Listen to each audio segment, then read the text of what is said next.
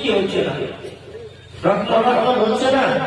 এটা বুদ্ধি করে করতে পারে না? রহমত হচ্ছে কি হচ্ছে না? রহমত হচ্ছে। তাই এই রহমতের আশা নিয়ে আমরা এখানে বসছি। এখানে বসলে গুনাহ মাফ হয়, এখানে কথা শুনলে গুনাহ মাফ হয়।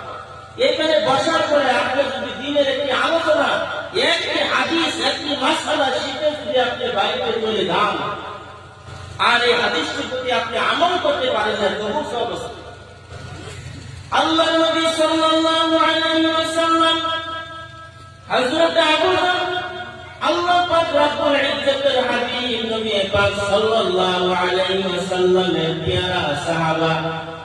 আল্লাহ নবী বলেন, ইয়া আবা যর লাআমরা ফাতাআল্লামা বাবান মিনাল ইলমি আমিলা বিহি আও লাম ইউমাল খায়রুল লাকা মিন আন তুসাল্লি আলফা রাকাআহ।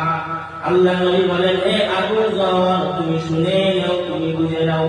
হে আবু যর, তুমি যদি দিনের একটি মাসআলা, দিনের একটি কথা তুমি যদি শিক্ষা গ্রহণ করতে পারো, আবু যর আমিলা বিহি, আর এই কথার মধ্যে তুমি যদি আমল করতে পারো, আওলান আমল কি আমল করতে পারো নাই, আল্লাহ নবী বলেন, খায়রুল লাকা মিন আন তুসাল্লি আলফা রাকাআহ। আল্লাহ নবী বলেন, তোমার আমল নামার মধ্যে আল্লাহ পাক 1000 নফল নামাজ পড়লে পরে এমন 1000 নফল নামাজ, যে নামাজগুলো আল্লাহ পাক রব্বুল ইজ্জতের দরবারে কবুল হয়ে থাকে, মঞ্জুর হয়ে থাকে, এমন 1000 নফল নামাজ পড়লে যত সম্ভব এর চাইতে অধিক সব তোমার আমল নামায় লিপিবদ্ধ হয়ে যায়।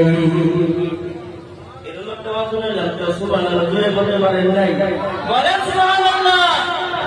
শুধু তাই নয়, জানে আমার বন্ধুগণ, আল্লাহ নবী আরো বলেন, ইয়া আবা যর লাআনতা গুল্লা ফাতাআল্লাম আয়াতান মিন কিতাবিল্লাহি তাআলা খায়রুল লাকা মিন আন তুসাল্লিয়া মিআতা রাকাআহ।